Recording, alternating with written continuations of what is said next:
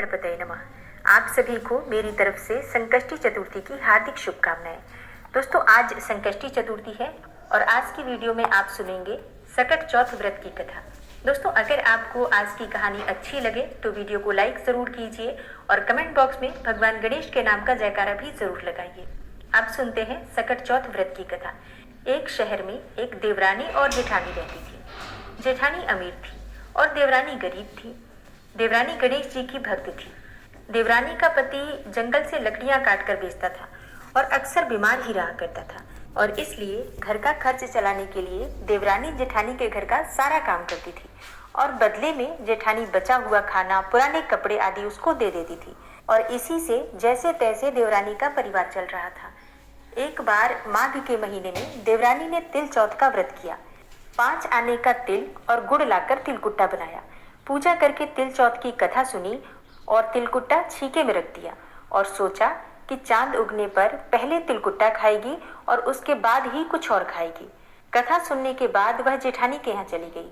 जेठानी के घर जाकर उसने खाना बनाया और खाना बनाकर जेठानी के बच्चों से खाना खाने को कहा तो बच्चे बोले, माँ ने व्रत किया है और माँ भूखी है, जब माँ खाना खाएंगी हम भी तभी खाएंगे। जेठ जी को खाना खाने को कहा तो जेठ जी भी बोले, मैं अकेला नहीं खाऊंगा, जब चांद निकलेगा तब सब खाएंगे तभी मैं भी खाऊंगा। जेठानी ने उसे कहा कि आज तो किसी ने भी अभी तक खाना नहीं खाया है, तुम्हें कैसे दे दूं? तुम कल सुबह सवेरे ही आकर बचा हुआ खाना ले जाना। ये सुनकर देवरानी अपने घर लौट आई। यहाँ देवरानी के घर पर पति और बच्चे सब आस लगाए बैठे थे कि आज तो त्योहार है, इसलिए कुछ पकवान आदि भी खाने को मिलेगा। परंतु जब बच्चों को पता चला कि आज तो रोटी भी नहीं मिलेगी तो बच्चे रोने लगे। उसके पति को भी बहुत गुस्सा आया और कहने लगा कि सारा दिन काम करके भी 2 रोटी नहीं ला सकती तो काम क्यों करती हो। पति ने गुस्से में आकर पत्नी को कपड़े धोने के धोवने से मारा। धोवना हाथ से छूट गया तो पाटे से मारा। वह बेचारी गणेश जी को याद करती हुई रोते रोते पानी पीकर सो गई। उस दिन गणेश जी देवरानी के सपने में आए और कहने लगे कि धोवने मारी, पाटे मारी, सो रही है या जाग रही है। देवरानी बोली, कुछ सो रही हूँ, कुछ जाग रही हूँ। गणेश जी बोले, भूख लगी है, कुछ खाने को दे। देवरानी बोली, क्या दूं, मेरे घर में तो अन्न का एक दाना भी नहीं है। जेठानी बचा खुचा खाना देती थी, वो भी आज नहीं मिला। पूजा का बचा हुआ तिलकुट्टा छीके में पड़ा है, वही खा लो। तिलकुट्टा खाने के बाद गणेश जी बोले, धोवने मारी, पाटे मारी, निमटाई लगी है, कहाँ निमटे। देवरानी बोली, पूरा घर पड़ा है, जहाँ इच्छा हो वही निमट लो। फिर गणेश जी बच्चे की तरह बोले, अब कहाँ पोंछूं। नींद में मग्न देवरानी को बहुत गुस्सा आया कि कब से तंग किए जा रहे हैं। सो नींद में ही गुस्से में बोली, मेरे सर पर पोंछ लो, और कहाँ पोंछोगे। सुबह जब देवरानी उठी तो यह देखकर हैरान रह गई कि पूरा घर हीरे और मोती से जगमगा रहा है। सिर पर जहाँ विनायक जी पोंछनी कर गए थे वहां हीरे के टीके और बिंदी जगमगा रहे थे। उस दिन देवरानी जेठानी के यहाँ काम करने नहीं गई। बड़ी देर तक राह देखने के बाद जेठानी ने बच्चों को देवरानी को बुलाने के लिए भेजा। जेठानी ने सोचा कि कल खाना नहीं दिया इसलिए शायद देवरानी बुरा मान गई है। बच्चे बुलाने गए और बोले, चाची चलो, माँ ने बुलाया है, सारा काम पड़ा है। देवरानी ने जवाब दिया, अब उसकी जरूरत नहीं है, घर में सब भरपूर है, गणेश जी के आशीष से। बच्चों ने घर आकर माँ को बताया कि चाची का तो पूरा घर हीरे और मोतियों से जगमगा रहा है। जेठानी दौड़ती हुई देवरानी के पास आई और पूछा कि ये सब कैसे हुआ। देवरानी ने उसके साथ जो कुछ भी हुआ था वो सब कह डाला। घर लौटकर जेठानी ने अपने पति से कहा कि आप मुझे धोवने और पाटे से मारो। उसका पति बोला कि भली मानस, मैंने कभी तुम पर हाथ भी नहीं उठाया है, मैं तुम्हें धोवने और पाटे से कैसे मार सकता हूँ। वह नहीं मानी और जिद करने लगी। मजबूरन पति को उसे मारना पड़ा। उसने ढेर सारा घी डालकर चूरमा बनाया और छीके में रखकर और सो गई। रात को चौथ विनायक जी सपने में आए और कहने लगे, भूख लगी है, क्या खाऊं। जेठानी ने कहा, हे गणेश जी महाराज, मेरी देवरानी के यहाँ तो आपने सूखा तिलकुट्टा खाया था, मैंने तो झरते घी का चूरमा बनाकर आपके लिए छीके में रखा है, फल और मेवे भी रखे हैं, आप जो भी चाहें खा लीजिए। बाल स्वरूप गणेश जी बोले, अब निपटे कहाँ। जेठानी बोली, उसके यहाँ तो टूटी फूटी झोपड़ी थी, मेरे यहाँ तो कंचन के महल है, जहाँ चाहे निपटो। फिर गणेश जी ने पूछा, अब पोछूं कहाँ। जेठानी बोली, मेरे ललाट पर बड़ी सी बिंदी लगाकर पोंछ लो। धन की भूखी जेठानी सुबह बहुत जल्दी उठ गई। सोचा घर हीरे और जवाहरात से भर चुका होगा, पर देखा तो पूरे घर में गंदगी फैली हुई थी। तेज बदबू आ रही थी और उसके सिर पर भी बहुत सी गंदगी लगी हुई थी। यह सब देखकर जेठानी बहुत परेशान हुई और उसने कहा, हे गणेश जी महाराज, यह आपने क्या किया है? मुझसे रूठे और देवरानी पर टूटे। जेठानी ने घर की और खुद की सफाई करने की बहुत कोशिश करी, लेकिन गंदगी और भी ज्यादा फैलती चली गई। जेठानी के पति को भी पता चला तो वो भी बहुत गुस्सा हुआ और बोला, तेरे पास इतना सब कुछ था फिर भी तेरा मन नहीं भरा? परेशान होकर चौथ के गणेश जी से मदद की विनती करने लगी। भगवान गणेश जी ने कहा, देवरानी से जलन के कारण तूने जो किया था यह उसी का फल है। अब तू अपने धन में से आधा धन उसे दे देगी, तभी ये सब साफ होगा। गणेश जी के कहने से उसने देवरानी को आधा धन तो बांट दिया, किंतु मोहरों की एक हांडी चूल्हे के नीचे गाड़ रखी थी। उसने सोचा किसी को नहीं पता चलेगा और उसने उस धन को नहीं बांटा। उसने कहा, हे श्री गणेश जी, अब तो अपना यह बिखराव समेटो। भगवान गणेश जी बोले, पहले चूल्हे के नीचे गाड़ी हुई मोहरों की हांडी सहित ताक में रखी हुई 2 सुई के भी 2 हिस्से कर, तभी यह सब साफ होगा। तब भगवान गणेश के कहने पर जेठानी ने चूल्हे के नीचे से मोहरों वाली हांडी निकाली और उसमें से भी 2 हिस्से किए और सुई के भी 2 हिस्से किए। इस प्रकार से गजानन ने बाल स्वरूप में आकर सुई जैसी छोटी चीज का भी बंटवारा किया और अपनी माया समेटी। हे गणेश जी महाराज, जैसी आपने देवरानी पर कृपा की वैसी सब पर करना। कहानी कहने वाले, सुनने वाले और हुंकारा भरने वाले सब पर अपनी कृपा करना, लेकिन जेठानी को जैसी सजा दी वैसी किसी को मत देना। प्रेम से बोलिए, गणेश जी महाराज की जय। सकट चौथ माता की जय। पौराणिक कथा के अनुसार एक बार देवतागण संकट में घिरे हुए थे तो वे कैलाश पर्वत पर भगवान शिव की शरण में आए। अब वहां पर भगवान गणेश और कार्तिकेय जी दोनों उपस्थित थे। भगवान भोलेनाथ ने अपने पुत्रों कार्तिकेय और गणेश से पूछा कि तुम दोनों में से कौन देवताओं के संकट को दूर करेगा। अब दोनों ने ही कहा कि वो देवताओं को संकट से उबार सकते हैं। भगवान महादेव ने कहा कि तुम दोनों में से जो पहले धरती की परिक्रमा करके आएगा उसे ही देवताओं के संकट को दूर करने का अवसर मिलेगा। अब ये सुनते ही कार्तिकेय मोर पर सवार होकर पृथ्वी की परिक्रमा करने चल दिए। भगवान गणेश जी का वाहन तो मूषक था और उससे पृथ्वी की परिक्रमा जल्दी कर पाना तो बिल्कुल भी संभव नहीं था। उन्होंने एक उपाय सोचा। अब भगवान गणेश जी मूषक पर सवार होकर अपने माता पिता की परिक्रमा करने लगे और 7 बार परिक्रमा करने के बाद वे अपने माता पिता को प्रणाम करके एक तरफ खड़े हो गए। कुछ ही देर बाद कार्तिकेय भी वहां आ गए और स्वयं को विजेता बताने लगे। इस पर शिवजी ने गणेश जी से पूछा कि उन्होंने पृथ्वी की परिक्रमा करने की जगह माता पिता की परिक्रमा क्यों की। तब गणेश जी ने कहा कि माता पिता के चरणों में ही समस्त लोक होता है। यह सुनकर भगवान शिव अत्यंत प्रसन्न हो गए और गणेश जी को विजयी घोषित किया और उन्होंने गणेश जी को ही देवताओं का संकट दूर करने का आदेश भी दिया। साथ ही गणेश जी को यह भी आशीर्वाद दिया कि जो भी व्यक्ति चौथ के दिन व्रत रखकर तुम्हारी पूजा करेगा और चंद्रमा को अर्घ्य देगा उसके सभी संकट दूर होंगे और पाप भी मिटेंगे। उसे पुत्र, धन, सुख, समृद्धि आदि की प्राप्ति भी होगी। इसलिए बुद्धि और विवेक के देवता भगवान गणपति की आराधना करने से बुद्धि में भी वृद्धि होती है। दूसरी पौराणिक कथा के अनुसार एक नगर में एक बुढ़िया रहती थी। वह गणेश जी की परम भक्त थी। हमेशा चतुर्थी का व्रत रखती थी और गणेश जी की पूजा करती थी। एक दिन गणेश जी प्रकट हो गए और उससे बोले कि आज तुम जो चाहो मांग लो, मन की मुराद पूरी होगी।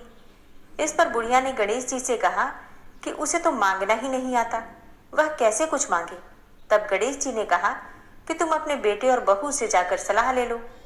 इस पर बुढ़िया ने अपने बेटे से कहा कि भगवान गणेश जी ने कुछ मांगने को कहा है तो क्या मांगूं। उसने कहा कि धन मांग ले। उसकी पत्नी ने कहा कि नाती मांग ले। बुढ़िया ने पड़ोस में जाकर लोगों से पूछा तो उन्होंने कहा कि धन और नाती का तुम्हें क्या लाभ है, तुम तो अंधी हो, अपने लिए गणेश जी से आंखों की रोशनी मांग लो। बुढ़िया ने गणेश जी से कहा कि आप प्रसन्न हैं तो 9 करोड़ की माया दो, निरोगी काया दो, अखंड सुहाग दो, आंखों की रोशनी दो, नाती और पोता दो, सुख और समृद्धि दो और जीवन के अंत में मोक्ष दो। देखो, बुढ़िया ने एक ही लाइन में सब कुछ मांग लिया। इस पर गणेश जी ने कहा कि बुढ़िया माँ, तुमने तो मुझे ठग ही लिया, लेकिन जाओ, तुम्हारी सब मनोकामनाएं पूरी हो। उसके बाद गणेश जी वहां से चले गए और बुढ़िया को सब कुछ प्राप्त हो गया। तो प्रेम से जयकारा लगाइए भगवान गणेश की जय। सकट चौथ की अगली कथा के अनुसार सतयुग में राजा हरिश्चंद्र के राज्य में एक कुम्हार रहता था। एक बार तमाम कोशिशों के बावजूद भी जब उसके बर्तन कच्चे रह जा रहे थे तो उसने ये बात एक पुजारी को बताई। उस पर पुजारी ने बताया कि किसी छोटे बच्चे की अगर बलि दी जाए तो यह समस्या दूर हो जाएगी। इसके बाद उस कुम्हार ने एक बच्चे को पकड़कर आमे में डाल दिया। वो सकट चौथ का दिन था। काफी खोजने के बाद भी जब उसकी माँ को उसका बेटा नहीं मिला तो उसने गणेश जी के समक्ष सच्चे मन से प्रार्थना की। उधर जब कुम्हार ने सुबह उठकर देखा तो आवा में उसका बर्तन तो पक गए थे, लेकिन बच्चा भी सुरक्षित था। इस घटना के बाद कुम्हार डर गया और राजा के समक्ष पहुंचकर पूरी कहानी सुनाई। उसके बाद राजा ने बच्चे और उसकी माँ को बुलवाया तो माँ ने संकटों को दूर करने वाले सकट चौथ की महिमा का वर्णन किया। तभी से महिलाएं अपनी संतान और परिवार के सौभाग्य के लिए और लंबी आयु के लिए और संतान की लंबी आयु के लिए इस व्रत को धारण करने लगी।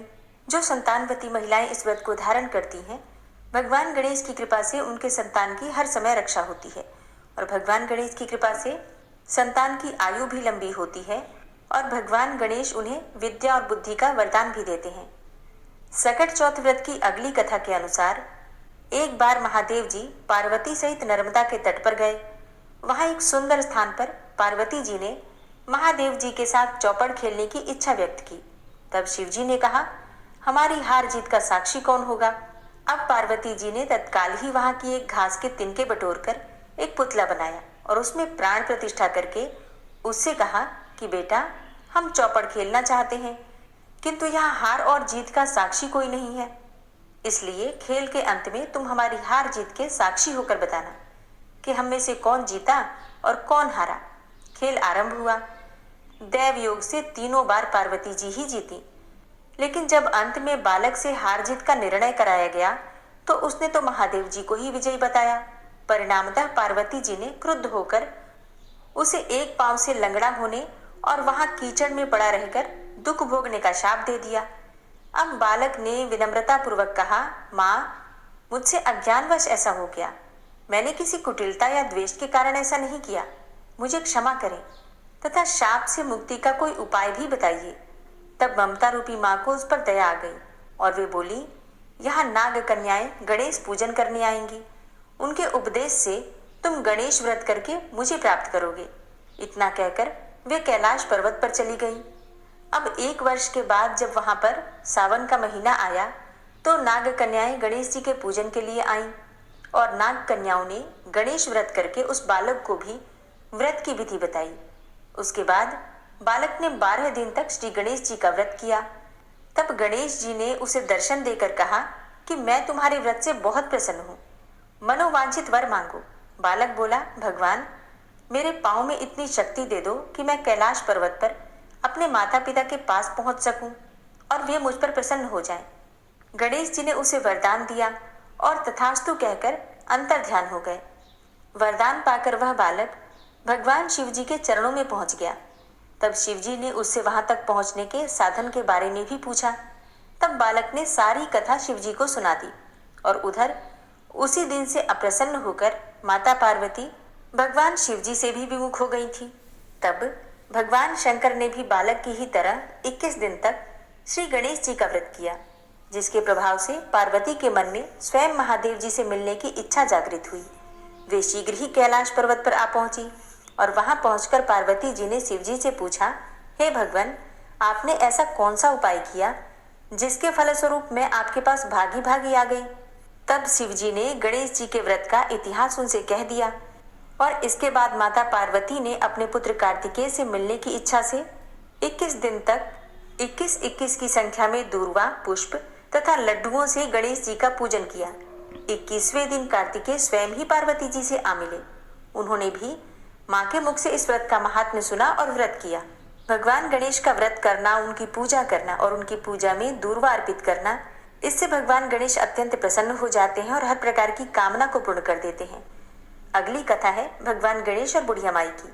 एक बुढ़िया माई थी, मिट्टी के गणेश जी की पूजा करती थी। अब रोज बनाए और रोज गल जाए। एक सेठ का मकान बन रहा था उन्हीं दिनों। तब वो जाकर मिस्त्रियों से बोली कि पत्थर का गणेश बना दो। मिस्त्री बोले, जितनी देर हम तेरा पत्थर का गणेश गढ़ेंगे उतनी देर में तो अपनी हम दीवार छीन लेंगे। बुढ़िया बोली, राम करे तुम्हारी दीवार टेढ़ी हो जाए। अब उनकी दीवार टेढ़ी हो गई। वो चिने और ढा देवे, चिने और ढा देवे। इस तरह करते करते शाम हो गई। शाम को सेठ आया। उसने कहा, आज भी कुछ नहीं किया। तब वो कहने लगे कि एक बुढ़िया आई थी। वो कह रही थी कि मेरा पत्थर का गणेश गढ़ दो। हमने नहीं गढ़ा तो उसने कहा कि तुम्हारी दीवार टेढ़ी हो जाए, और तब से दीवार सीधी बन ही नहीं पा रही है। बनाते हैं और ढा देते हैं। मिस्त्रियों से यह बात सुनकर सेठ ने बुढ़िया को बुलवाया और सेठ ने कहा कि हम तेरा सोने का गणेश कर देंगे, हमारी दीवार सीधी कर दे। सेठ ने बुढ़िया को सोने का गणेश गढ़ा दिया। सेठ की दीवार सीधी हो गई। जैसे सेठ की दीवार सीधी की वैसी ही सबकी करना। कहानी कहने वाले, सुनने वाले और हुंकारा भरने वाले सब पर अपनी कृपा करना। कई ऐसी जगह है जहाँ पर सकट चौथ के दौरान मेले भी लगते हैं। तो एक गांव में एक माँ बेटी रहती थी। अब एक दिन की बात है कि जब मेला लगा हुआ था तो बेटी ने माँ से कहा कि माँ, गांव के सब लोग मेला देखने जा रहे हैं, मैं भी मेला देखने जाऊंगी। अब माँ ने कहा कि वहाँ तो बहुत भीड़ होगी, कहीं गिर जाओगी तो चोट लग जाएगी। लेकिन लड़की ने माँ की बात ही नहीं सुनी और मेला देखने के लिए चल पड़ी। माँ ने जाने से पहले बेटी को 2 लड्डू दिए और 1 घंटी में पानी दिया। माँ ने कहा कि 1 लड्डू तो गणेश जी को खिला देना और थोड़ा पानी पिला देना, दूसरा लड्डू तुम खा लेना और बचा पानी भी पी लेना। लड़की मेले में चली गई। मेला खत्म होने पर सभी गांव वाले वापस आ गए, लेकिन लड़की तो वापस ही नहीं आई। अब लड़की तो मेले में ही रह गई थी।